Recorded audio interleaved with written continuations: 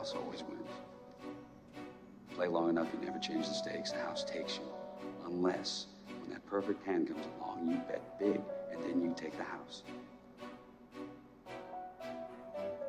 Been practicing this speech a little bit. Did I rush it? Felt like I rushed. That was good. I liked it.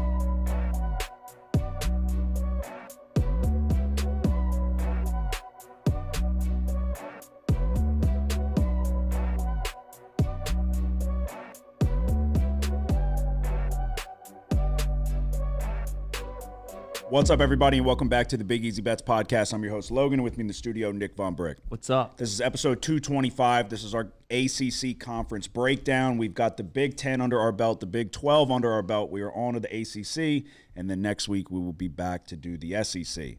Again, just to reiterate what we're doing here, because normally this is kind of our down season, no football.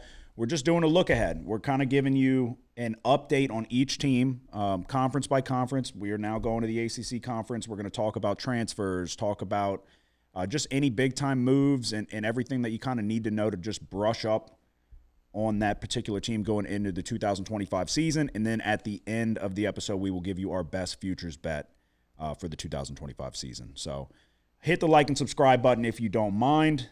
A couple things, not much, before we dive into the conference. A bowling update. We've been bowling a lot, and I clipped last week's episode where I asked if bowling was the easiest sport of all time, and the bowling community did not take kindly to that. They disagreed. One person had to go deep into the Rolodex of sports and tell me that badminton was easier than bowling. I would almost disagree to that. You get up there, you try to fucking hit that shuttlecock, you idiot. I don't think they can. I think they're sleeping on badminton. I would be willing to bet that most bowlers, most of those creatures of the alley, don't have the endurance to play badminton. Would you agree or disagree with that? Yeah, I would agree. The point of that is, though, that if you got to go down the rabbit hole of sports and go like, well, there's badminton, then that proves my point. No one's playing goddamn badminton. I used to play badminton at my grandma's back when I was a kid. On goddamn Thanksgiving or something. But, I mean, that was the only time I had ever seen badminton. All that means is, all the other sports are harder than bowling. We went back. We bowled midweek. Everybody said, you gotta bowl on a pro shot. You got to bowl when it's tougher oil patterns. I averaged my highest game on the toughest oil pattern we've seen. Bowled over 200 again. The point is, bowling's not that hard. But again, I welcome anybody that wants to come and bowl us. We'll film it. 3-game series for money. The offer is on the table. Last thing, the NBA playoffs. I've been very critical about the NBA and the product that they put on the court and the lack of effort during the regular season. You can make an argument that the season's too long. I don't think so. It's been 82 games for as long as I can remember. But the NBA playoffs, I've got to tip my cap to them, have been incredible. Incredible. The Knicks and Pacers series going on right now has been incredible. I mean, really, Tyrese Halliburton is taking over. He's the talk of the playoffs for me, at least. Gilgeous-Alexander's incredible. I have been thoroughly impressed and just pleased with the quality of basketball, and this is what you get when you've got the best in the world trying. But I have been very critical of how the NBA product has looked for the last few years now. But my God, these playoffs have been fantastic. And everybody's getting on Gilgeous-Alexander about the free throws and this and that. That dude's a problem, and he's deserving of the MVP award.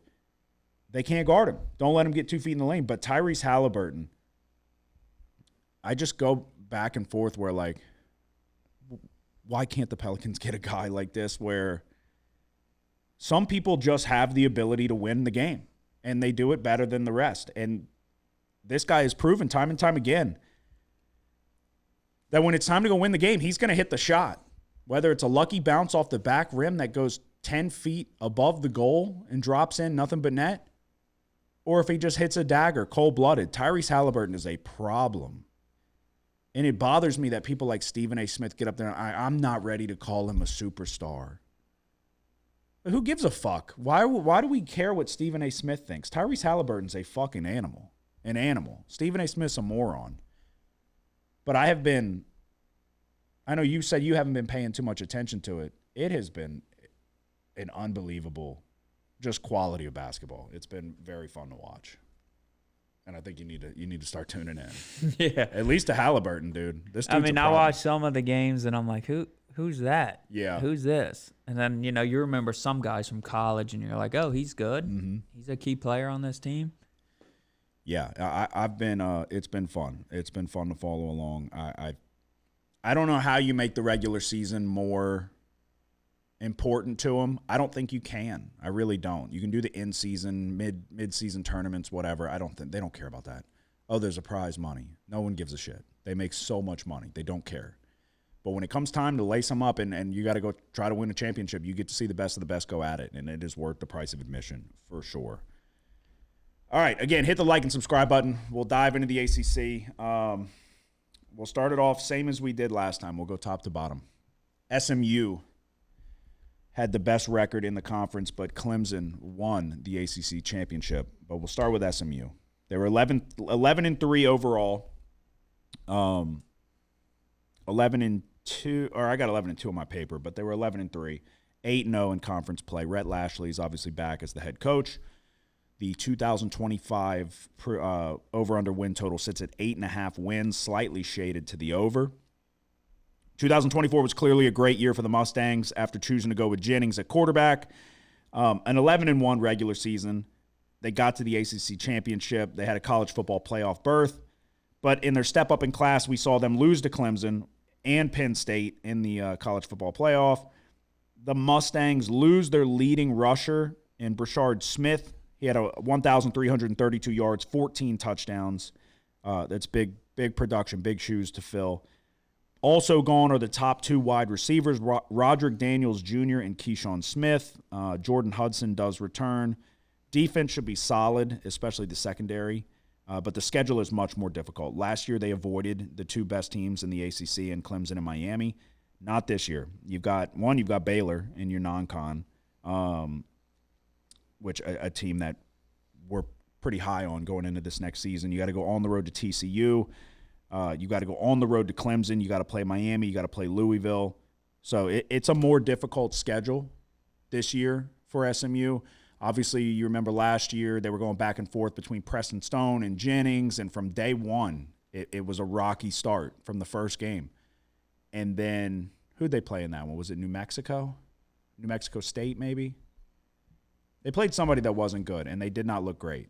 They were a big favorite, like maybe 3 touchdowns, and it was like on upset alert. I think they made a good drive. Might have been Nevada. That might be what it was.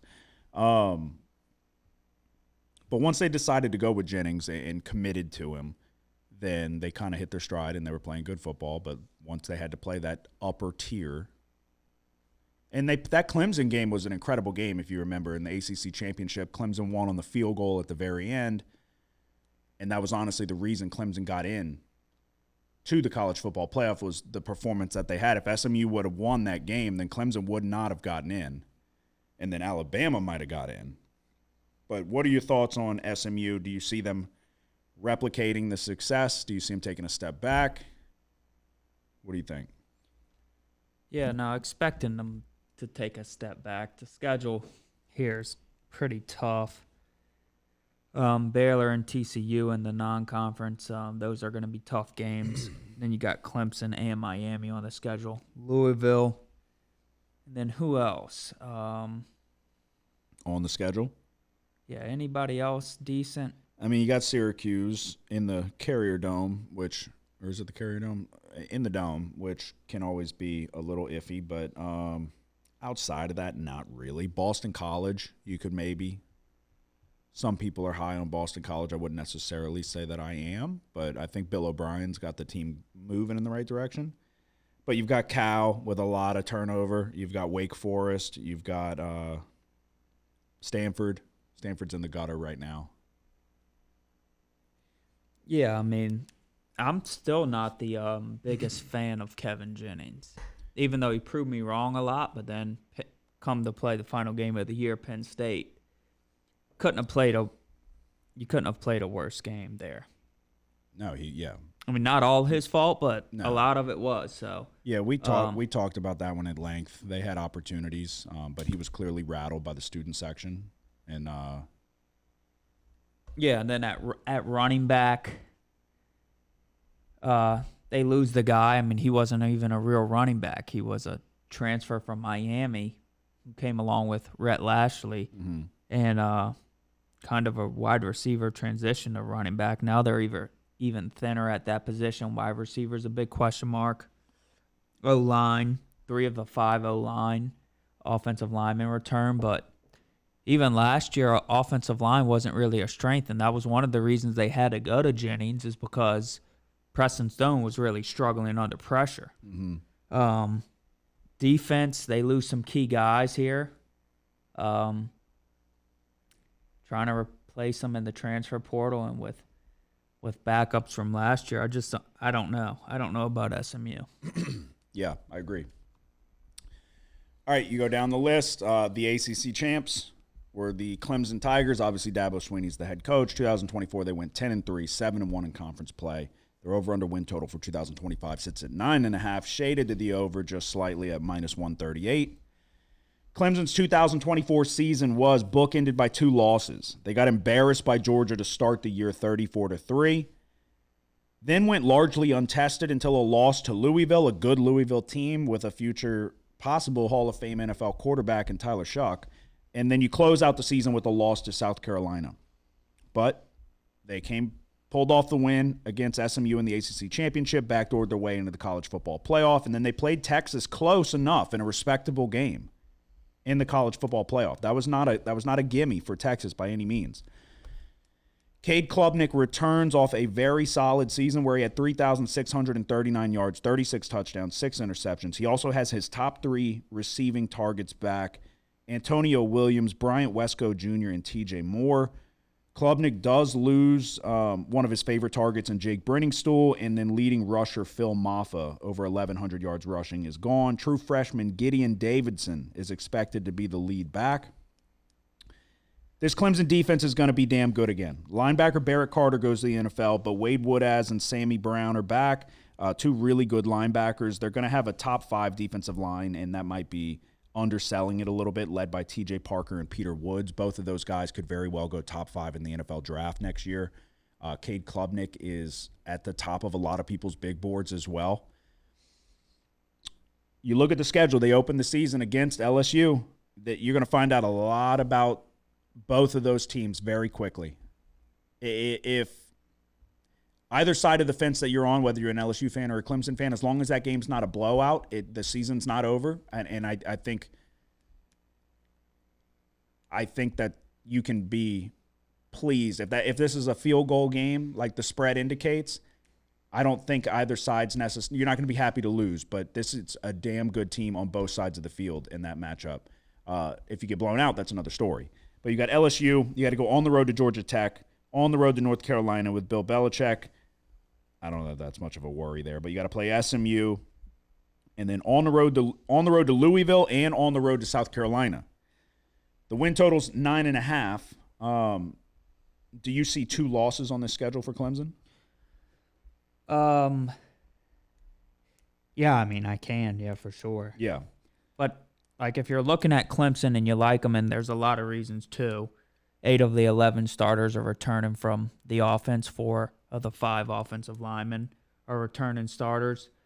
You mentioned it. The big loss is Phil Maffa. They're going to try to replace him with the true freshman, the number 3 running back in the 2025 recruiting class. What's his name? Gideon Davidson. Yeah. 5'10", 185. Phil Maffa was 6'1", 228. So big difference here in size. Probably going to expect Clemson to use some of the other guys on their roster as well to contribute to the running game here. Yeah, you got backup running back Keith Adams. He's 5'9", 215 pounds. So he's going to be more the boom side of things. But yeah, just going through the schedule, the key thing here is their 2 toughest games are out of conference, LSU and South Carolina. So that's why you see Clemson at 9.5 on the win total, but plus 130 to win the ACC. It's like, realistically, they could go 10-2 and still be undefeated in conference play. Yes. And win the ACC championship and get a college football playoff berth as well. So, yeah, I mean, Clemson, they're one of the teams returning the most production from a season ago. So there's a lot to like about Clemson. Yeah, I think on paper, realistically, on paper, this is probably definitely a top 5. You could argue a top 3 team on paper coming into the season. I think with the production that they're returning, that defense is going to be a fucking problem. I had been not reluctant. I just hadn't looked into them in depth until we started doing this episode, and they just returned so much. They returned so much. This is year 3, and who is it? Garrett Riley, the OC. Mm-hmm. It's year 3 for Klubnik and his offense. In reality, Klubnik had a great year last year, numbers-wise, but I don't think Klubnik has lived up to the expectations when he came in as a 5-star. So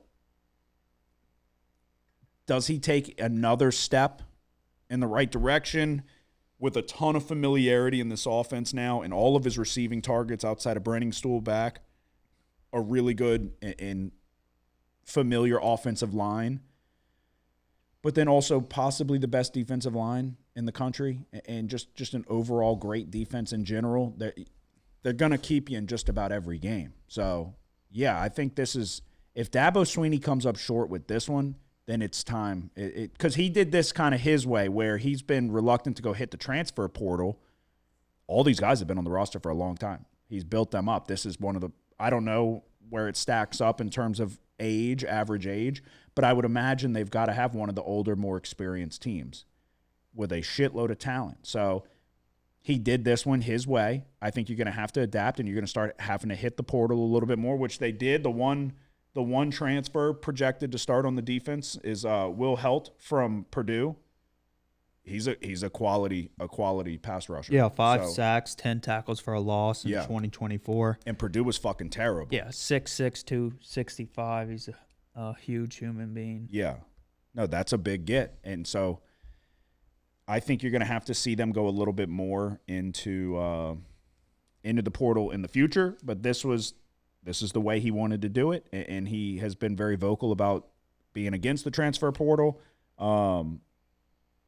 So we'll see if it pays off. This is as good of a Clemson team on paper that we've seen in a long time. Yeah, and you always think of Clemson as being a defensive team. Yeah. But last year, 11th in total offense in 2024. So yeah, I mean, Klubnik was what do you have? Total touchdowns, 43 total touchdowns last year. 36 passing, only 6 interceptions, over 3,600 passing yards. So it was a down year for the ACC in defense of that, in my opinion. I think they're going to be better this year. So we'll see. But you would imagine you see even a little bit, at least the same thing from Klubnik, if not a little bit better, with another year in this offense. So he should know this offense up and down. So, all right, after Clemson, you've got Miami. Miami's interesting. 10-3 overall, 10-3 overall, 6-2 in conference play. Mario Cristobal returns. 2025 projected over-under win total 8.5. Heavily shaded to the over. FanDuel's trying to hit you with a minus 188 if you want to go to the over. Miami's going to look a lot different this season. Quarterback Cam Ward was the number 1 overall pick. Leading rusher Damian Martinez and nearly all of the Hurricanes' top wide receiver options all went to the NFL. They only returned 2 of last year's top 6 tacklers. They lose Simeon Barrow and Tyler Barron to the NFL. Both had 5.5 sacks. But the D-line and pass rush should be just fine with Ruben Bain and Akeem Meisdor returning. The offensive line, which Mario Cristobal is known for having a good offensive line, is probably going to be one of the top units in the country. But the biggest transfer portal move from Miami was bringing in Carson Beck, 5-star quarterback from Georgia. If you're a believer in Carson Beck, I think you love the over here, and I think you got to lay a decent bit to take it, at least on FanDuel. You'll get other options elsewhere soon, but FanDuel is always the first one to roll it out. But I've been very skeptical and critical of Carson Beck, and I think I was proven correct last season. Does Carson Beck go to Miami and have more success? It's very possible. It's easier to put up numbers in the ACC than it is the SEC. He got there. He went. Most people think he went to Miami because he was dating one of the Cavender twins who play. They're TikTok famous and they play for Miami women's basketball. Well, they broke up and he got exposed as being kind of a bit of a weirdo. We'll keep it on the field here, but Carson Beck has already proven and said himself that he doesn't really love football. Went out to Miami, a lot of distractions out there. Went there to be with his girlfriend, got broken up with, and then got basically exposed on a hot mic that he's a weirdo. By her. That's pretty much exactly what she said. Mark Fletcher Jr. is going to take over at running back for Damian Martinez. He's a solid back. They got C.J. Daniels from LSU, transfer in at wide receiver. When you look at the schedule, you open the season against Notre Dame, the old Catholics versus Convicts rematch. You've got to play Florida. They run the Florida gauntlet in a 3-week stretch. They go South Florida, Florida on the road against Florida State. Then you play Louisville. You got to go to SMU. And then you got Syracuse, NC State, and then you close out 2 road games with Virginia Tech and Pitt. Where are you at with this Miami team? Obviously, Cam Ward was the number 1 overall pick. That was a serious offense, but we saw them struggle down the stretch. The defense was not good enough, and then they really just faded down the stretch. And it was, okay, Miami's not what we thought they could have been, I guess, you know? So what are your expectations going into 2025? Yeah, a lot to replace. You mentioned it, Cam Ward, Damian Martinez. Restrepo is the fucking biggest guy you got to replace. I mean, Restrepo's getting so slept on. Yeah. And I said how did he go undrafted? I know. I'd have picked him in a first round. Restrepo, he ran a slow 40 and this and big that. whoop-de-doo. This guy, anytime he's always open. open. Yes, and anytime a ball's in the air, this dude's coming down with it. He kind of reminds you of a Julian Edelman type of player, but I almost feel like that's almost an insult. But Julian Edelman was really good. So, no, Xavier Restrepo is a serious – he's just a football player. And anytime you heard me talk about Miami, I talked about Restrepo. So you throw him the ball, he fucking gets it. Yeah. I think he's going to – be one of those guys that is productive in the NFL. I think his skill set and just the way he plays, and he got to go to the Titans. He was undrafted free agent. He got to go to the Titans and play with Cam Ward. So it's huge shoes to fill. He was with the program for a long time, ultra productive. I would imagine he's got receiving records. I don't know, but I would be willing to bet that he's probably got Miami receiving records. Yeah.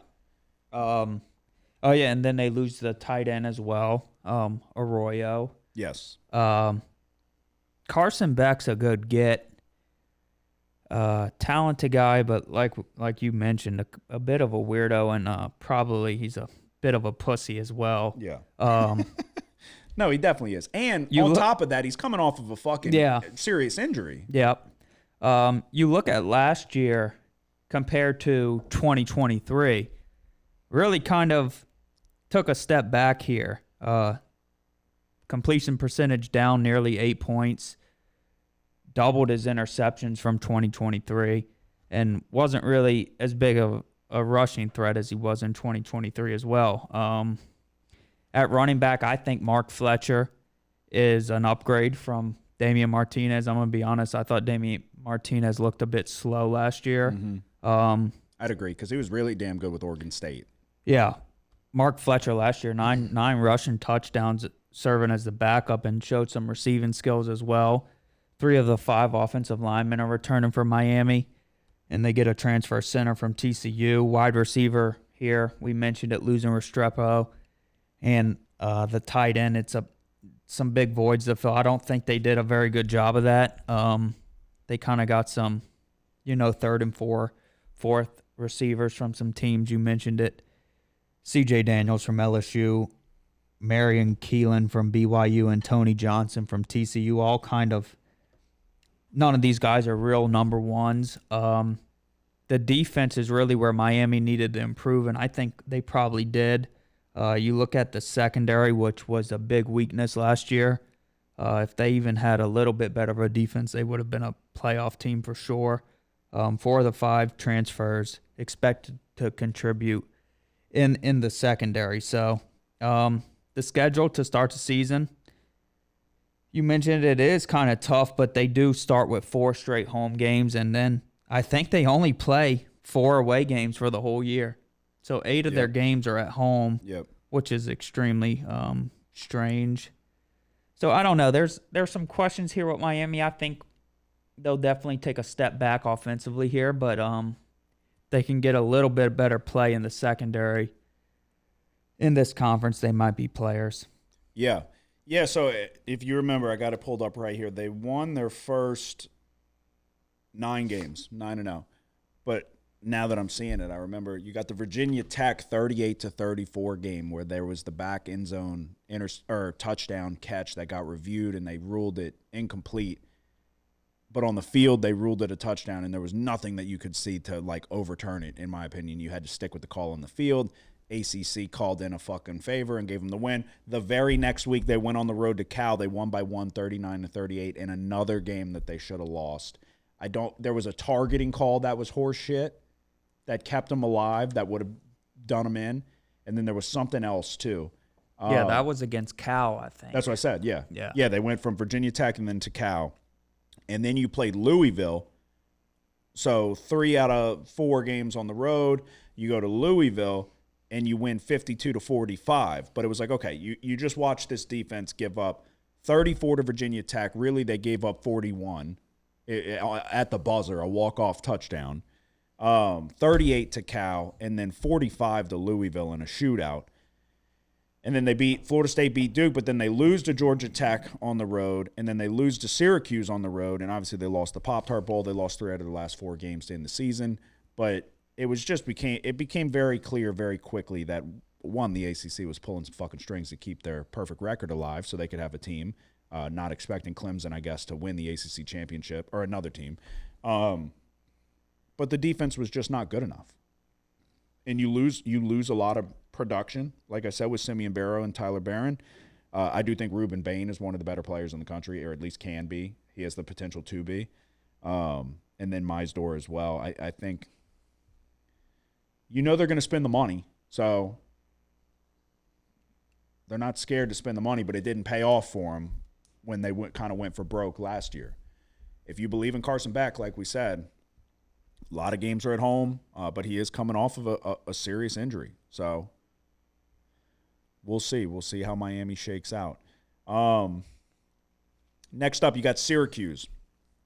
Syracuse had a 10-win season, 10-3 overall, 5-3 in conference play. Fran Brown is back at head coach. 2025 win total sits at 5.5, slightly shaded to the under, -128. And I'm going to be honest with you, Fran Brown seriously has his work cut out for him in 2025. The key players you have to replace: quarterback Kyle McCord, 4,779 yards, 34 touchdowns, 12 interceptions. 5 of those 12 interceptions came in one game when I bet on him. Running back LaQuint Allen, over 1,000 yards rushing, 16 touchdowns. He also had 4 receiving touchdowns. You got to replace your top 3 receiving threats. Jackson Meeks, over 1,000 yards, 7 touchdowns. Trevor Pena, 941 yards, 9 touchdowns. Aronde Gadsden, the tight end, 934 yards, 7 touchdowns. They also lose their leading tackler, Justin Barron. Top 3 sack leaders, Diggs, Wax, and Edwards, combined for 15 sacks. A lot of production that the Syracuse Orange are going to have to make up for. Kyle McCord was kind of the perfect fit, a guy who had started at Ohio State, clearly, just had struggles, and they went their separate ways, but then got to go settle in at Syracuse with less expectations and playing in a dome and put up big numbers, big-time numbers, nearly 5,000 passing yards in a college football season. Ricky Collins was slated to be the starting quarterback coming over from LSU, but then Steve Angeli transferred from Notre Dame. I don't know who's going to start. If I had to put my money on it, I think that Angeli would get the nod. I think he's maybe got a little bit more potential, but we haven't really gotten to see much of Ricky Collins. So I don't know what really to make of Syracuse from the quarterback position, if either guy has what it takes to be productive. I don't know if they're going to be able to fill the skill positions and just all the production that they lost. It's a lot of roster turnover, and you've got unproven quarterback play. I think the schedule's pretty tough. You open the year with Tennessee. You got to go on the road to Clemson. You play Duke. You got to go on the road to SMU, on the road to Georgia Tech. You play North Carolina towards the tail end of the season. You got to go on the road to Miami, on the road to Notre Dame, and you close it out with Boston College. Seems like a very tough season. Yeah, you look at the schedule. And even last year, Syracuse probably loses 6 games here. Yeah. Like Tennessee to start the year, loss. Miami, Clemson, and SMU all on the road. Those are going to be losses. Closer to the end of the year, Notre Dame's going to be a loss at Notre Dame. And then in the middle of the schedule, you got at Georgia Tech. Last year's team would probably beat Georgia Tech, but this year, I don't know. I don't think so. So I'm looking at probably 6 definite losses, and then you kind of start looking at Duke, North Carolina. Maybe they slip up there as well. Don't sleep on Pitt. Don't sleep on Boston College as a possible. Yeah, I mean, I think the Syracuse team is not in good shape. Yeah. Yeah, I'm in agreement. All right, we'll keep it moving. Next up, you got Duke. Head coach Manny Diaz is back. 2024, they go 9-3, 5-3 in conference play. 25 win total sits at 6.5. Shaded to the over, -168, plus 136 if you want the under. It was a solid year for the Blue Devils thanks to an easy schedule mixed with a down ACC conference. On paper, the record was good, but it never really felt legitimate, in my opinion. They hit the portal, dropped a pretty penny for Tulane quarterback Darian Mensah. They lost their top 2 wide receivers to the NFL. They tried to address that in the portal as well, bringing in Andrell Anthony from Michigan and Cooper Barkate from Harvard. They're going to match him up with returning wide receiver Quayshawn Brown. They also lost Star Thomas, their leading rusher. He transferred to Tennessee. Yaquez Moore looks to be the lead back. He only averaged 2.7 yards per carry. Do you believe in Mensah? Coming over from Tulane, he's obviously got talent. He showed he made some young mistakes in certain spots. The schedule is not the easiest. You got to go on the road to Clemson. You got to play Illinois. You got to go on the road to Tulane in a rematch. Or not a rematch, but I don't think they played last year. They might have. But Mensah's got to go back and play his old team. That's just in the non-conference. Then you got to play Georgia Tech at Syracuse, who we just talked about, which we expect a down Syracuse, but a tough place to go play. And then you go at North Carolina at the end of the season. Again, I don't know what North Carolina is really going to be able to do, but if you were going to play them, I would imagine you'd like to see them early in the season than at the end and let Bill Belichick maybe get his collegiate feet wet. That's what I said. It isn't the easiest. It's not a gauntlet by any means. Those teams in the conference are not you're not getting the I don't know. You do have to play Clemson, but you avoid Miami. What are your thoughts on Duke? And do you agree what I'm saying, where they got off to a great start, but it just never felt like, at least to me, it just never felt – I remember betting against Duke in certain spots, and just because they were undefeated for a while, if I remember correctly, and it just felt like they were not worthy of the undefeated record, I guess. Yeah, Duke's offense sucked, so they were kind of carried by their defense for as long as they possibly could. At least this year they get a quarterback that's an actual threat to pass. Mensah, a big get from Tulane. Mm-hmm. Wide receiver, not a lot of they lost 2 decent guys in the NFL, but not a lot of stars here on the roster for wide receiver. But it's like, what do you expect from Duke? Well, that dude, what was his name? Was it Jordan Moore? He was with them for a while. He was there when Riley Leonard was there. He was good. He wore, number 8, I think. So they had decent guys, but not superstars. And yeah, yes, I get what you're saying. Like, they're not going to go out and get a home run in the portal and bring in somebody top notch. So, running back, you mentioned it. Probably going to be a rotation here. The key thing here for Duke, though, is that they're going to return 4 or 5 starters on the offensive line. That's going to help Mensah, and that's going to help them probably establish the run a little bit.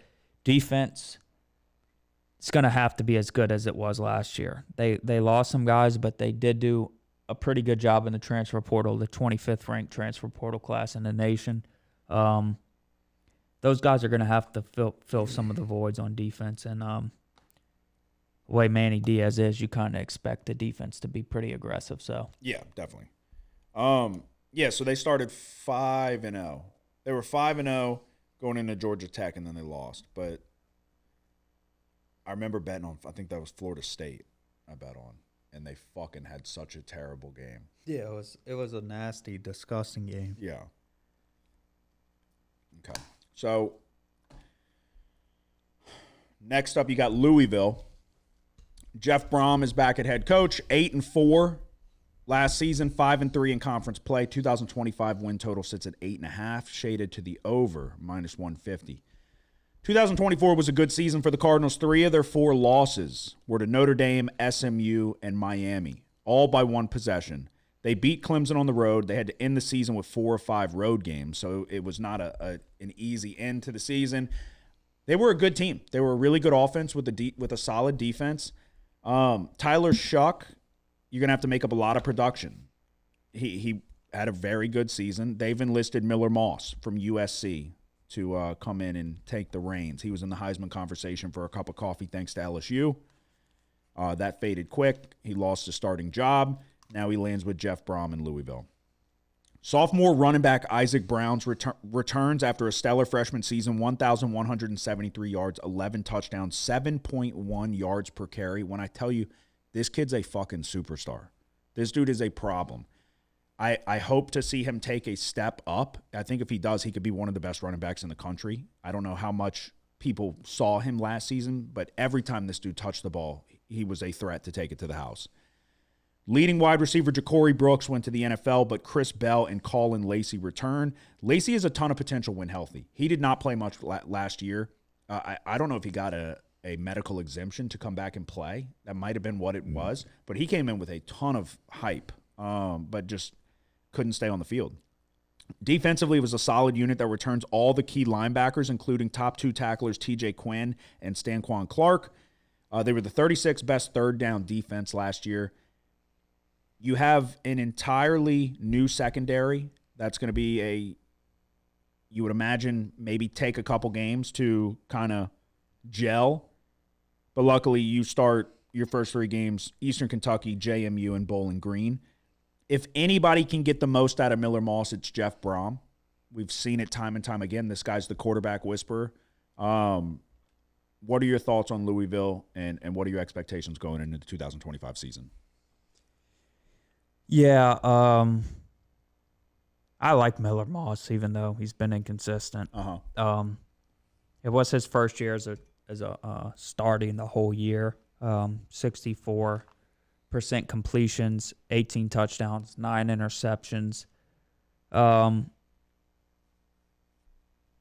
offensive line had some transfers. I think the offensive line will be good. You mentioned it. Isaac Brown's the star of the offense, 7.1 yards per rush last year. Lacey, injured most of the year. Is probably going to be their number 1 guy this year if he stays healthy. And then defensively, you kind of look back on the team last year, better than I expected they were going to be. A lot of transfers in the secondary. I think they did a pretty good job there. You go towards the schedule. It starts off fairly easy. Eastern Kentucky, James Madison, Bowling Green. Then you go on the road to Pitt, Virginia. First real hard game is going to be Miami. But then to end the season, Clemson, SMU, and then Kentucky as the final game.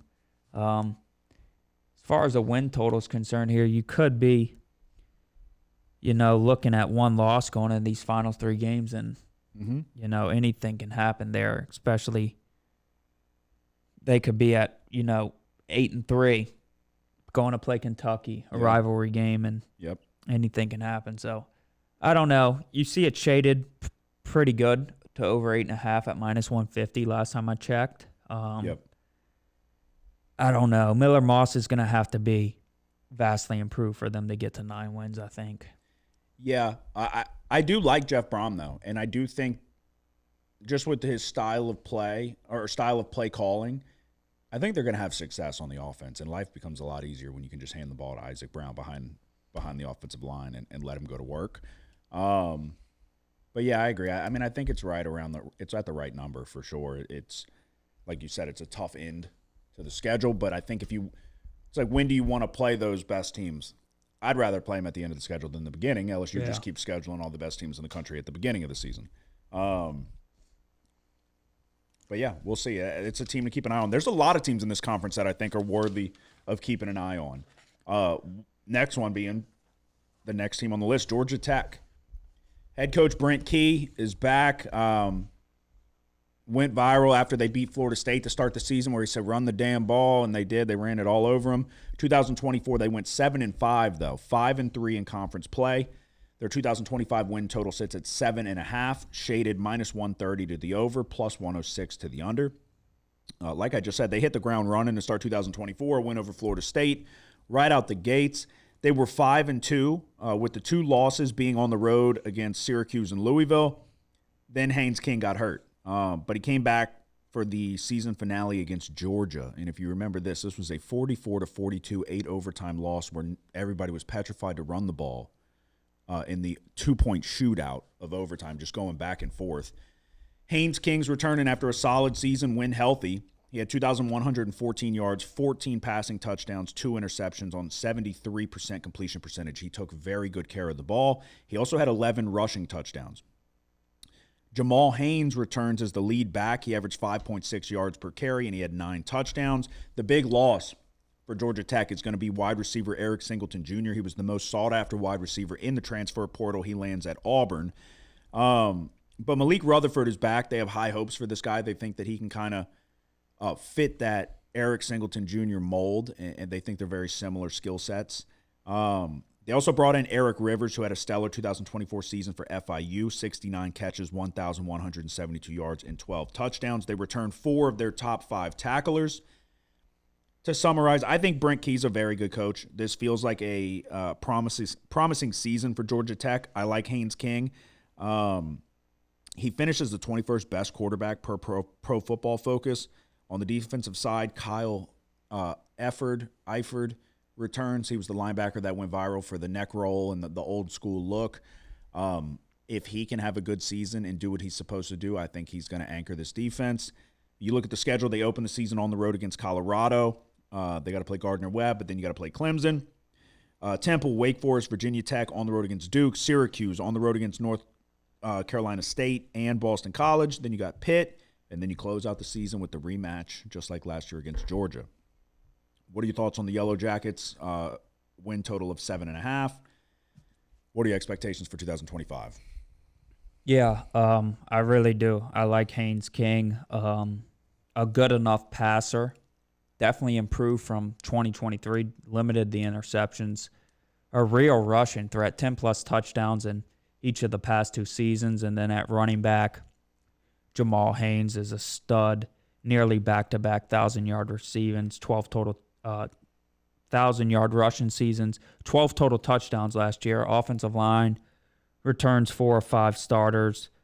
They do lose Eric Singleton. I don't think it's such a big loss because you kind of look at Georgia Tech and they're going to really be a run-heavy team. Yeah, it's a bigger get for Auburn than it is a loss for Georgia Tech, in my opinion. You mentioned Rutherford, a solid option, and then Eric Rivers from FIU is a big play threat. 12 receiving touchdowns last year for FIU. The defense, if you remember Georgia Tech, kind of a weak passing defense. You can expect them to be better. They got a new defensive coordinator from Texas, Blake Gideon. He was the Texas defensive back coach. The schedule's really not that tough until you have to play Georgia at the end of the year. You got Clemson early on.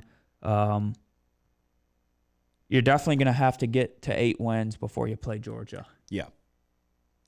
Unless if Georgia Tech, is a real surprise. But, I mean, you look back on the game last year, I don't know. Those games don't come around too often for Georgia Tech where they really challenge Georgia. Yeah, I agree. in defense of that, I will say there's question marks with Georgia too, which Yeah. we'll get to all of that next week with the SEC. But there's a lot of quarterbacks at some high prominent SEC schools that we have questions about, and we got to see it. So, but yeah, I think if you're a fan of the Yellow Jackets, I think you have a lot to be excited about, especially with this offense, and I think that you will see improvement out of the defense. One thing with the defense, they weren't super, like you said, they struggled against the pass, but they played scrappy. Like I think Brent Key's a good coach. I think what he's trying to instill in his team is there. He wants to be the tougher team. He wants to win in the trenches as an offensive line guy. And I think he's doing that. So I think they're moving in the right direction for sure, and I think they have the right guy at head coach. So next on the list, we have Boston College head coach Bill O'Brien. If you follow football, you know him well. Former NFL guy. He was at Alabama for a little while. 2024, they went 7-5, 4-4 in conference play. Their 2025 win total is 5.5. You got to lay it either way, whether you're going over or under. -120 for the over, -102 for the under. Last year's starting quarterback Tommy Castellanos transferred to Florida State. Grayson James is going to start under center after a decent bit of playing time. He played in 6 games, threw for 1,202 yards, 6 touchdowns, 2 interceptions. He ran in 3 more touchdowns. Running back Turbo Richard, one of the better names for a running back. He's projected to be the lead back. They returned their top 2 wide receivers in Lewis Bond and Reed Harris. Harris averaged fucking 28.6 yards per reception, which has got to be one of the best in college football. Defensively, they return their leading tackler, KP Price, but they lose a ton of production with Donovan Ezeriaku going to the NFL. He had 16.5 sacks. I think he's now with the Cowboys. They return their entire starting linebacker core outside of Cam Arnold, who's now in the NFL with the Commanders. It's a tough schedule with clear losses when Clemson, I would say Louisville, Notre Dame, and probably SMU as well. Tough games on the road against Michigan State, on the road against Pitt, against Virginia, against Georgia Tech, and then that's pretty much it. I put on the road against Syracuse just because it's a tough environment to go play in, but again, don't expect super high hopes for this Syracuse team. What is your thoughts on Boston College? What do you think their 2025 season looks like? Yeah, I don't know. Boston College, losing Castellanos is going to be tough for them, but he got injured towards the end of last year, and then that's when they kind of Yeah. The schedule, I mean, it's not the toughest. It's not the hardest, though. I mean, it's not the easiest. Notre Dame, Louisville. Why don't they just put Notre Dame in the ACC already? I know, for real. They need to. Yeah, I don't know. It wasn't even a team that I even looked into that much just because of the, losing your quarterback, a dual threat guy who's really probably going to shine a little bit at Florida State if he stays healthy. But what's the win total at for Boston College? 5.5, you said? Yes, 5.5. Slightly, it's -120 to the over.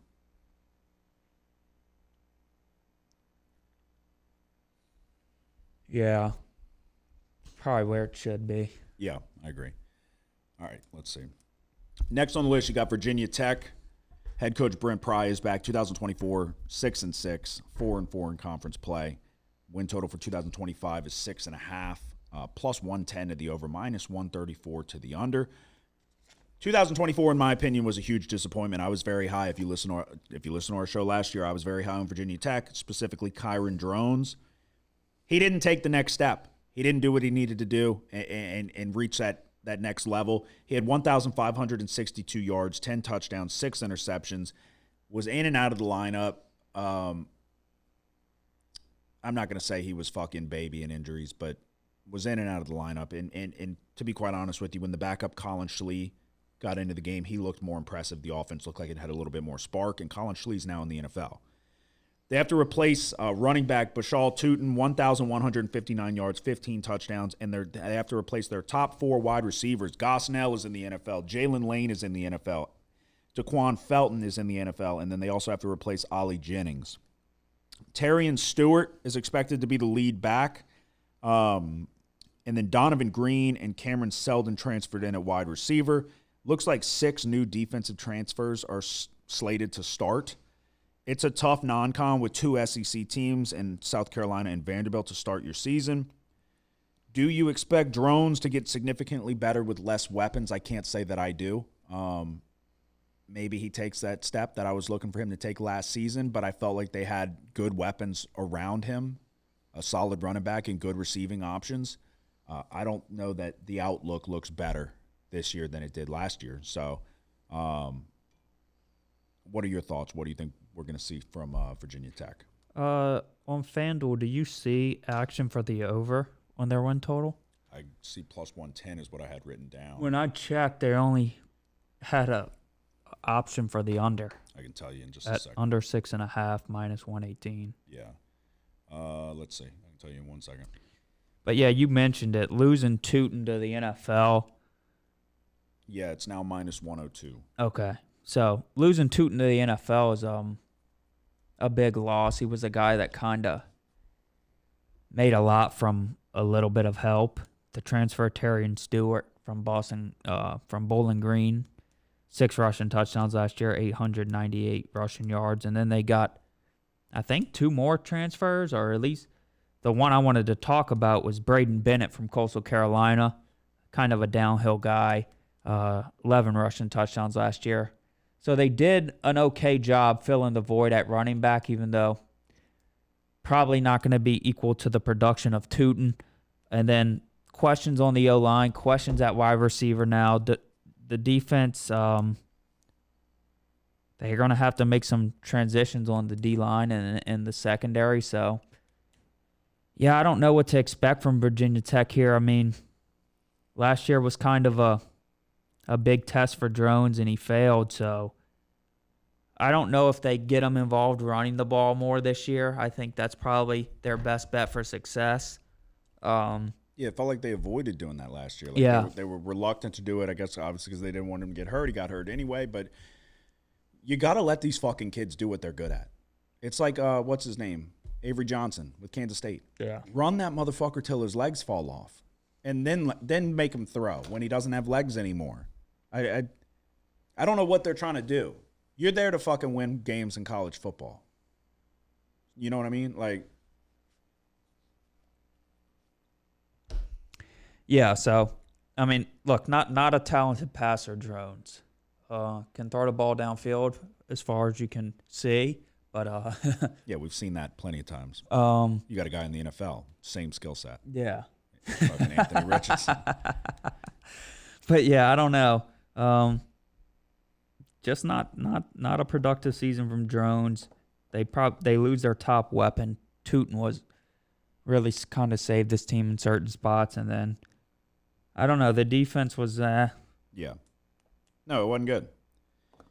Yeah, maybe we'll circle back to that one. All right, you got Pitt, and I'm interested what you think in this one because this team intrigues me. Head coach Pat Narduzzi. Again, if you'd listen to us, you know I like Narduzzi. I like Pitt. Maybe back in the Kenny Pickett years, I liked him a little bit more. That was when I started hopping on the wagon a little bit. 2024, they went 7-5, 3-5 in conference play. Their 2025 win total sits at 5.5, heavily shaded to the over minus 170, plus 138 if you like the under. It was another bowl season for Narduzzi and the Panthers, but that doesn't tell the entire story. Pitt started the season 7-0, and then they lost 6 in a row.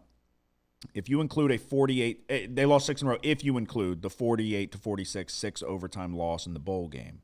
They went largely untested until they played Syracuse, and that just so happened to be the game that Kyle McCord lost his mind and threw 5 interceptions and fucking was seeing ghosts. Then they hit the tougher part of the schedule, Clemson, Louisville, SMU, and they didn't win again.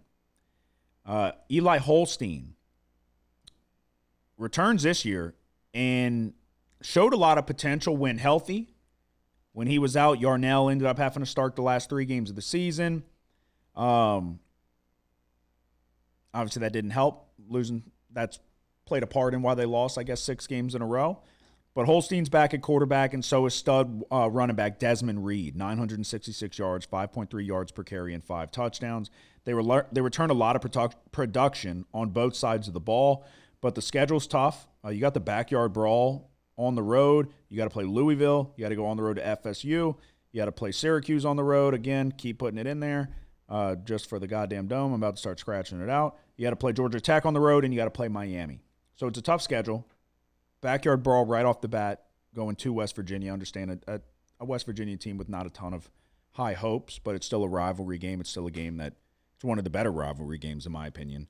And you got to get it right from the jump. So what are your thoughts on Pitt? What are your thoughts on Eli Holstein specifically? Yeah, that's a big question for Pitt and how much success they're going to have this year is how good is Eli Holstein, right? A highly recruited guy, ends up at Pitt eventually. Started the season very well, and Pitt as a team did. And then kind of like the way teams started defending Nussmeier, they did the same thing against Eli Holstein, disguising things. And unlike Nussmeier, Eli Holstein got hit in the head. And never really got that much of a chance to show if he was able to defeat those disguises and stuff. So yeah. I think it's going to come down to how well Holstein plays if they do end up being a bowl-eligible team. Okay, but so what are your thoughts on Holstein, though? Do you like him? Do you think he has the potential? Yeah, I think there are some question marks. Yeah. It's always a concern, and it even was when it happened to Nussmeier, but when they start disguising things and you don't know what's going on all of a sudden, when you would have liked to seen him have a chance to get back in action and see what happened, you know? Yeah, you can tell when they start guessing. Like, yeah, Nussmeier had his struggles and then was able to kind of rebound a little bit there towards the end. And then I get what you're saying. It would have been nice to have him get that opportunity to rebound. They kind of started struggling, and then he got hit in the head, and it was a weird thing where you didn't even know if he was going to leave the game, and then he didn't really even play for the rest of the year, I don't think. Yeah.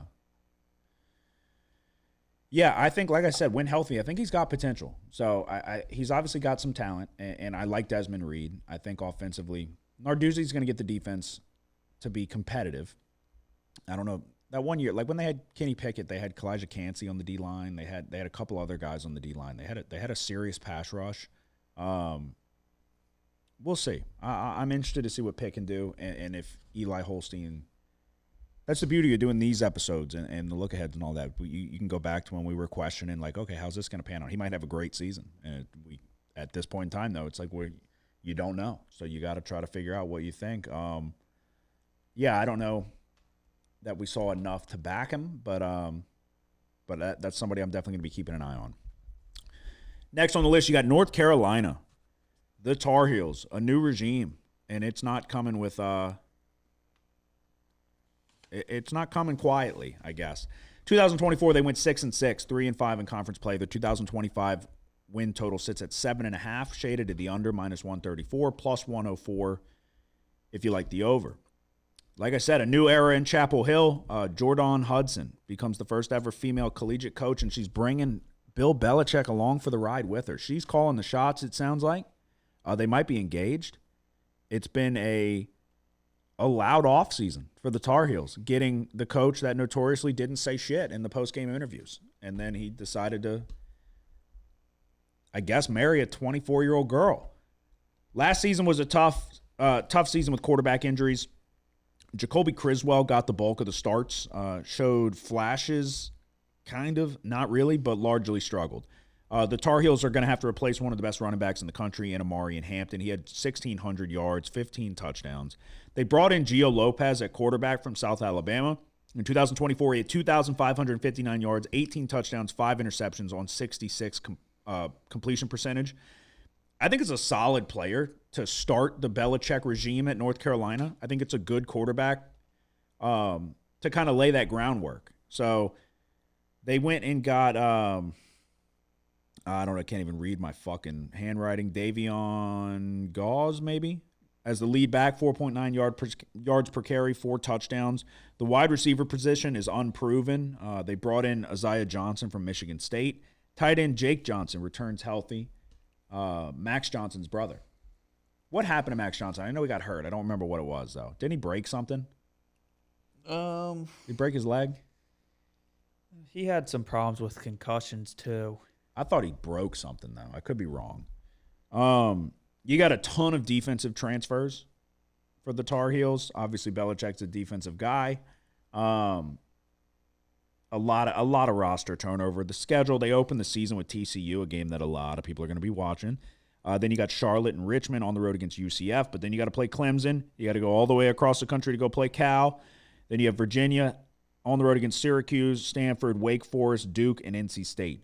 Not really a tough schedule, in my opinion. Obviously, Clemson's a loss. Tough game with TCU to start the season, probably a loss. Charlotte and Richmond, you would imagine, are wins. Cal's not expected to be great. UCF, I don't have a ton of high hopes for UCF in Scott Frost's first year. Virginia, don't have high hopes. Syracuse, don't have high hopes. Stanford, going to be basically probably the basement of the ACC Conference. Wake Forest, same thing, not high hopes. Duke, maybe so. NC State doesn't really instill fear in you. You know what I mean? Yeah. I think it's interesting sitting at 7.5. I don't have action either way. This is not my futures bet, but I do think the schedule could be more difficult, in my opinion. Yeah, you look at Gio Lopez. He's a decent guy. I mean, he really kind of looked like shit against LSU. And LSU didn't have the best defense last year. You kind of go through this schedule. I mean, it's like, when is North Carolina going to play a tough defense? Because the way I look at Gio Lopez is he'll probably thrive against below average defenses, but when he steps up in class is where he's going to really wither away. So, yeah. Let me ask you this. If Max Johnson was still on the team and healthy, who would start? Gio Lopez. Who would you start? You would start? Yes. Yeah, I agree. As I'm saying, I agree. I think in the step up in competition, I think he will struggle. But I think it's a solid option for year one with Belichick coming in the 11th hour and having to go get a quarterback. If they still had Hampton, this team would be fucking probably decent, you know? Yeah. Kind of questions there at running back. A lot of questions at wide receiver. O-line. Question marks as well. Transfers are probably going to be in the mix, where North Carolina did a lot of work was on defense, especially in the transfer portal, the 8th-ranked transfer portal class in the nation. I think this is where you kind of expect North Carolina to be strong, considering who's their coach and their coach's son. So I think that's kind of my thoughts on North Carolina. Is probably going to be a pretty good defense, and then when the offense has to step up in class, I think it'll struggle, and it won't be enough to be competitive against some of the stronger teams on their schedule. Yeah. That's the only thing, though. That's what I'm saying. Outside of TCU and Clemson, who's the next best team they play? Duke. Exactly. That's going to be a low total, huh? That game? Yeah. Yeah, probably so. Yeah. With Manny Diaz fucking calling that defense. But at 7.5, what? You can have 4 losses on the schedule. You got 2. Where do the other 2 come from? Call Duke one. Where's the other one? And again, this is not my future. I just think it's interesting. I think it's a fucking easy schedule.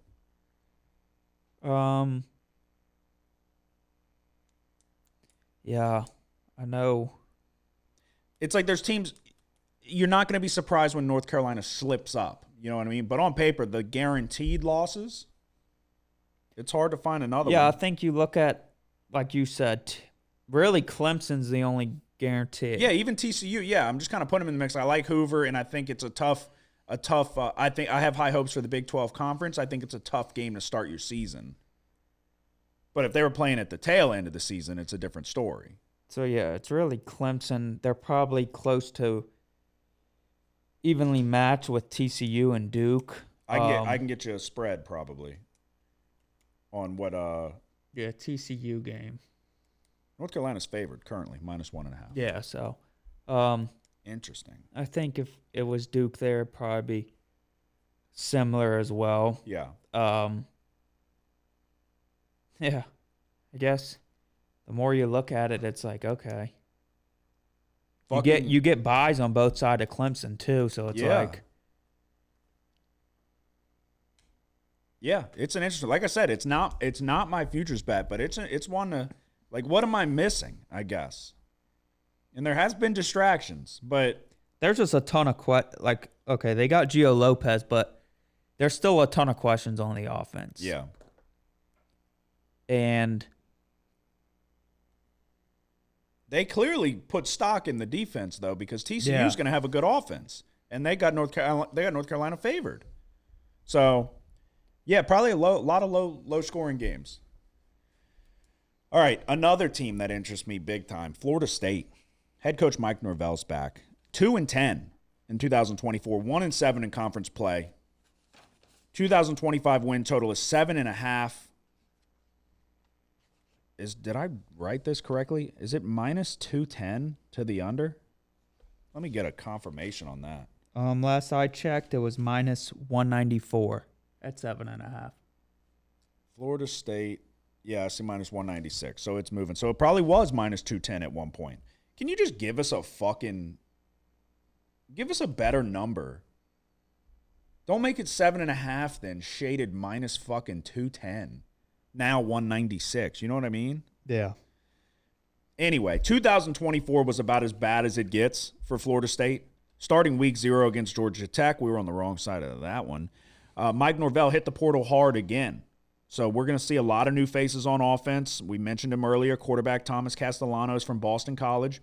He had 18 touchdowns, 5 interceptions, 61% completion percentage. He's also a dual threat guy.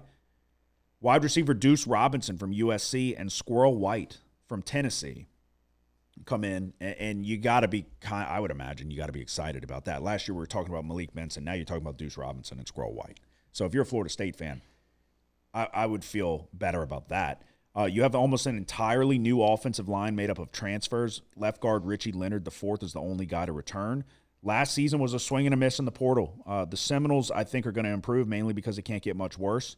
But Norvell's doing it again, where he's trying to get basically mercenaries coming in, and year after year, he's not really doing it the recruiting collegiate or high school route. But that's the thing about doing it this way. Just like they had as bad of a swing and a miss, maybe they hit, and you might see you might see large swings in production. So we're going to find out quick, though, because they start the season against Alabama, but then you play Eastern, Texas A&M, and Kent State on the road against Virginia. Then you play Miami, Pitt, Stanford, Wake Forest on the road against Clemson, Virginia Tech on the road against NC State, on the road against Florida to end the season. What are your thoughts on Florida State? Do you expect a significant bounce back, more of the same, or maybe in between for 2025? Yeah, definitely, you can guarantee the offense is going to be better. Yeah. Thomas Castellanos from Boston College got banged up last year in 2023, though. 57% completion percentage, 2,248 yards, 15 touchdowns. He did throw 14 interceptions that year, but he had 13 rushing touchdowns on over 1,000 rushing yards. Wasn't as much of a rushing threat last year, but he did limit the interceptions last year. I think this year, you kind of look at Florida State. They bring in Gus Malzahn as the offensive coordinator. It's like a perfect fit for Castellanos, right? Yep. You go back and you think of Cam Newton, Gus Malzahn's teams at Auburn, Cam Newton, and Castellanos kind of reminds me of Nick Marshall. Roydell Williams and Cam Davis return at running back, so that'll definitely help what I think this team is going to try to do, run it a little bit and spread it out. And then 2 hits at wide receiver in the transfer portal. You mentioned it, Squirrel White from Tennessee and Deuce Robinson from USC. I definitely think they'll have more of an impact on this team than their prior teams. Well, that's your guy on the outside, and that's your guy in the slot. Yeah. So, but then Roydell Williams, he got hurt last year. He had to have. Yeah. Because I had high hopes for him coming in from Alabama. He didn't look bad at the start against Georgia Tech. Yeah, only 26 carries. Yeah, that fucking first drive. I was like, we're about to fucking blow them out of the water. I was like, we're running it down their goddamn throat. Only 26 attempts on the season, 53 yards, 2 touchdowns. So, yeah, but he returns at running back. But, yeah, I was like, I don't fully remember. I think everybody stopped giving a fuck about Florida State pretty quick. I had the under on their win total. It cashed as quick as it possibly could. But, yeah, I was looking at it. I didn't recall the specifics of his injury. Yeah, so offensively, I definitely think, the key thing here is going to be Castellano's health. If he remains healthy for the whole year, then offensively, Florida State's going to look totally different, right? Mm-hmm. And maybe even bounce back into competing for this conference. The defense wasn't bad last year. They got absolutely zero help from the offense. So, Brock Glenn, I'll never forget him. Look, I don't condone messaging athletes. I've only done it one time in my life, and it was after Brock Glenn. It was after Brock Glenn. I'm gonna pull that up just so. Did I ever tell you what I sent him? No. I was so mad, and I'm against messaging athletes. I don't think you should do it. Other than like in bowl season, I messaged all those athletes trying to get fucking inside info. Only that one kicker responded. But when an athlete has a bad game, just let them have a bad game. This was a moment of weakness, and hand up, I shouldn't have done it. This was after that game against Duke, I think. I said, we've seen a lot of bad games from quarterbacks, but you far and away take the cake. From start to finish, you were not only a liability, but the worst player on the field. In a game where all you really needed to do was not lose your team the game, you did just that. Stevie Wonder has better pocket awareness. I've never seen a quarterback so willing to step up in the pocket with zero intention of doing anything other than standing there to get sacked. Best of luck in the transfer portal. Central Michigan will gladly take you as a backup. I said that on October 18th of last year, so I don't know where he's at. If he's at Central Michigan, I'm a fucking goddamn genius. I didn't sit there and say fuck you and all that shit. Like I was thorough with what I said.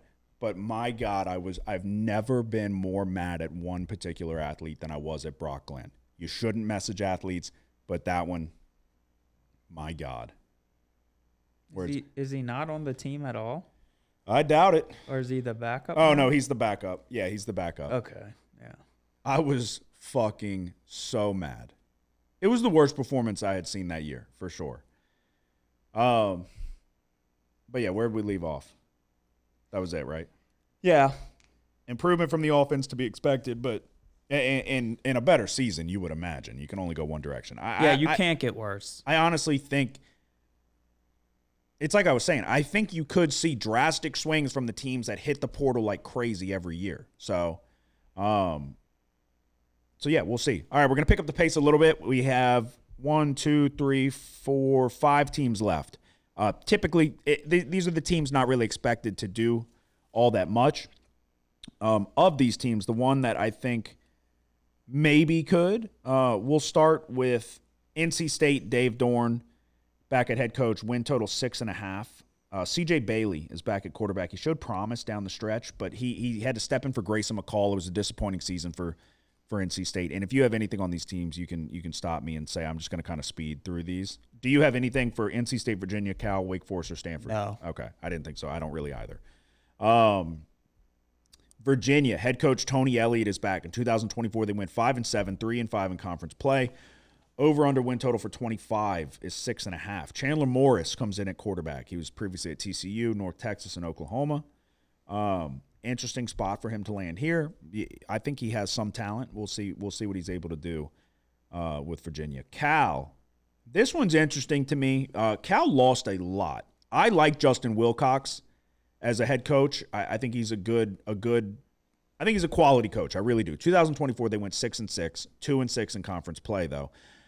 5.5 is the win total for 2025. Tons of transfers. Mendoza left, but they brought in Devin Brown at quarterback. He was previously at Ohio State. You'll definitely recognize him. He wore number 33 as a quarterback. I don't know if he's still going to be 33, but you've definitely seen him if you watched Ohio State. They lose Jaden Ott to Oklahoma. This is a big loss. This guy's an incredible running back. He was a very, very large part of their offense. It's a lot of production that you have to make up for because even Mendoza, there was a lot of good with Mendoza. There was a lot of bad too, but there was a lot of good. Wake Forest, Jake Dickert's back at head coach. 2024, they went 4-8, 2-6 in conference play. The 2025 win total sits at 4.5. Quarterback Robbie Ashford, previously at Auburn and Oregon. We know him well. He's bad. He's athletic, but he's bad. He's going to be quarterback for the Demon Deacons. They have a lot of transfers. Hard to really make out what their expectations are. Clearly, Vegas doesn't think it's high. 4.5 on the win total. Stanford is very interesting. Head coach is going to be Frank Reich as the interim head coach until they kind of get some stability, I guess. Andrew Luck is the GM, basically. I think that might even be his title of his alma mater. There's not high hopes for Stanford. The Cardinals expected to go 3.5 wins is their 2025 win total. Last year, 3-9, 2-6 in conference play. Elijah Brown is going to be the quarterback. It's tough to have high hopes for Stanford. I don't really have much for you outside of that, other than people are going to have eyes on them because Andrew Luck and Frank Reich are there, and we remember them with the Colts. So, with that being said, that is all the teams in the ACC other than Notre Dame, who we are going to lump in. It's like we said, they might as well just join the ACC conference. They essentially play an ACC schedule, it feels like. Very quickly going through it, the best player for their offense is going to be Jeremiah Love, back at running back.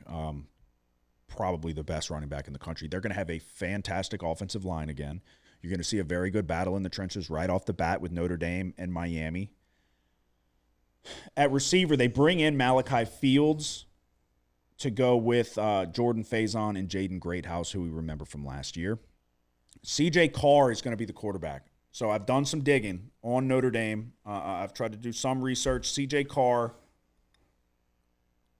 he's expected to be a much better pocket passer. He's not as athletic. He's not going to be a Riley Leonard. They're going to struggle probably a little bit more in short yardage situations. I say struggle lightly. It was just the fact that it was automatic with where they were last year when they got in 3rd and 2 or less or 4th and 1. It was automatic. They were going to pick it up.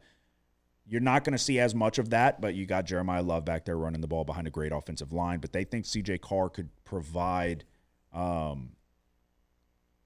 he got compared to as the best passing quarterback since Jimmy Clausen for Notre Dame, from what I heard from somebody who knows what they're talking about. So we'll see if that pans out. He is a redshirt freshman. I think that you could make an argument that this Notre Dame offense, though, could be better than what it was last year. There was, in large part, very often zero threat of the pass with the Irish. Defense, you have to make up for a decent bit of production on the defensive line, and then you lose Xavier Watts at safety, who was, in my opinion, the best safety in the country, but a couple other arguments to be made, but it's a short list. But you've got Christian Gray, you've got Jaden Ausberry, you've got a good linebacking core. You would imagine that the secondary is going to be pretty decent. They bring in Devontae Smith as the nickel back over from Alabama. It's going to be a good Notre Dame defense again. Is it going to be as good? It's hard to say because I do think Xavier Watts, I'm very high on Xavier Watts. Christian Gray, if you remember him last year, he's going to have more experience this year. But if you remember last year, that motherfucker was a liability against Jeremiah Smith. I tried to tell everybody that. What are your thoughts? Do you have anything on Notre Dame and just their expectations, 2025?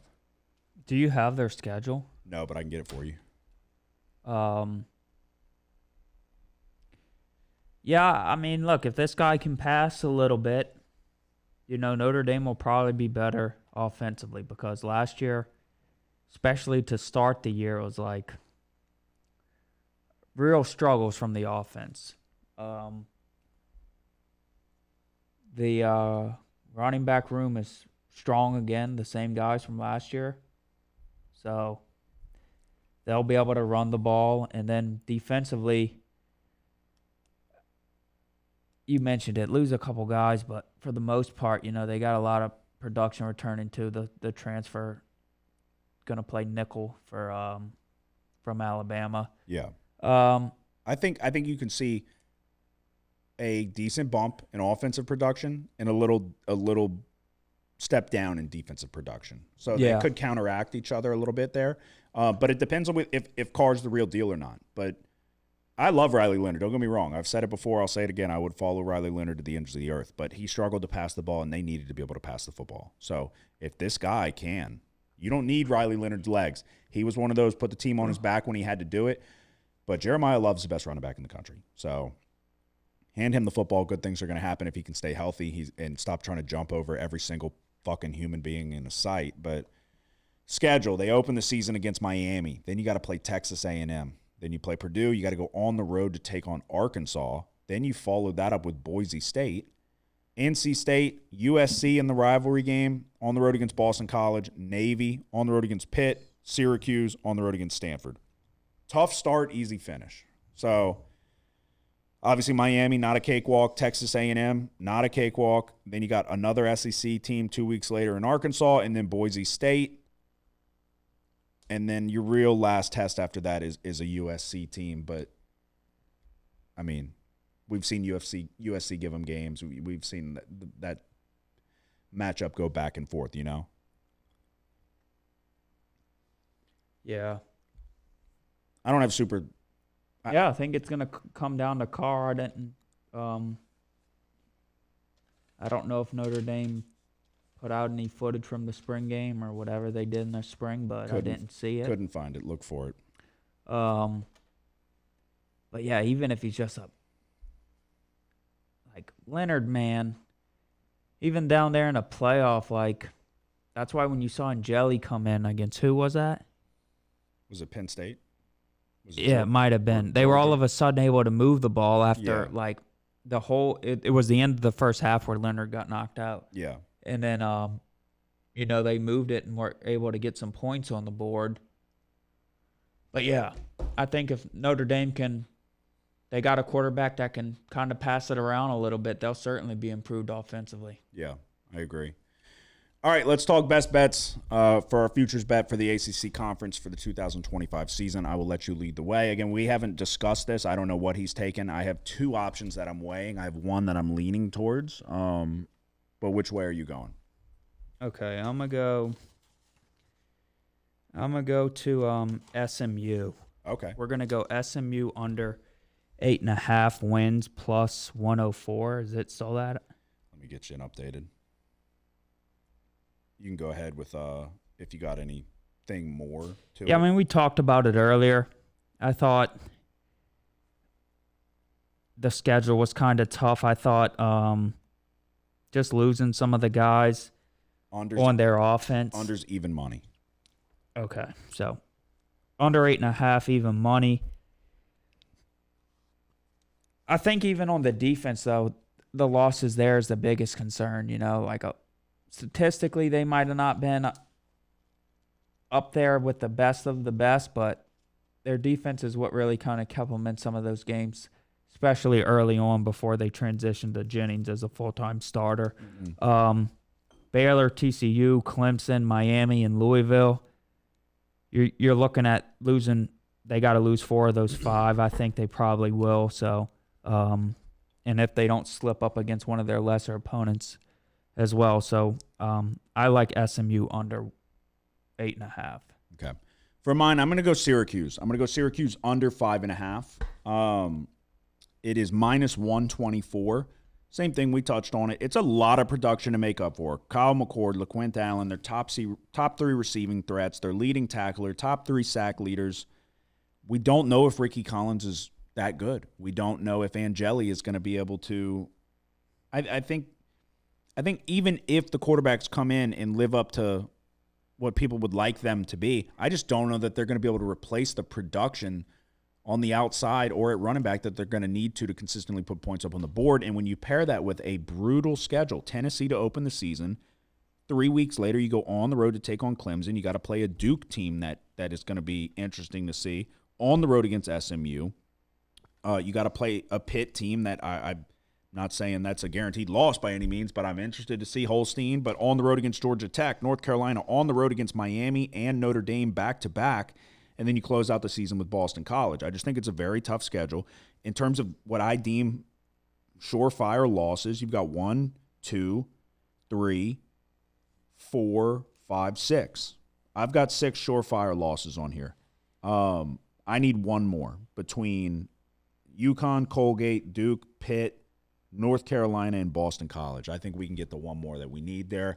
I think this is a 5-win Syracuse team at best. So that is going to be my best bet for an ACC future. Syracuse under 5.5 minus 124, and you're going to go SMU under 8.5 for even money. Yep. Okay. There you go, ladies and gentlemen. That is our best bet for the ACC Conference Breakdown. We will be back in studio next week, and we're going to the best conference at the one we've been waiting on. We saved it for last, the SEC, and then we'll see if we transition to maybe we do a group of 5, maybe we do some NFL. We're going to figure all that out. But episode 225 is in the books. Do you have anything to say before we go? Nope. Hit the like and subscribe button if you don't mind. We appreciate it. If you listen to these, like I said, throw this on in the car. It would be much easier. But if you're going to sit and watch the YouTube video, we appreciate it. Hit the like button. It helps us out big time. We will be back in studio next week. Y'all have a good one. The house always wins. Play long enough, you never change the stakes. The house takes you. Unless, when that perfect hand comes along, you bet big, and then you take the house. Been practicing this pitch a little bit. Did I rush it? Felt like I rushed. That was good. I liked it.